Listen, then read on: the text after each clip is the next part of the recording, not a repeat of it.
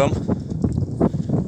Mai avem puțin până la cabana Vârful Omul. Și acolo popas. 2507 metri altitudine. Timp de 7 ore am urcat, am coborât, pauză și ce să vă spunem, mâine când vom trezi, suntem rupți. Peisaje în România, între care în fața acolo este și un lac.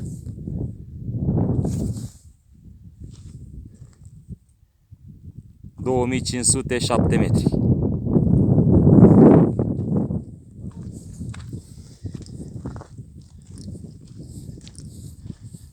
Drumul este marcat către Vârful Omul. Nu este panică de rătăcire. Indicatoare peste indicatoare, marcaje peste marcaje. Și undeva aici jos este poteca de vară. Și undeva în stânga este Hornul Mare,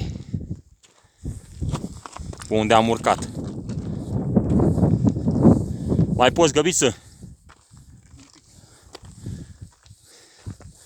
Salut!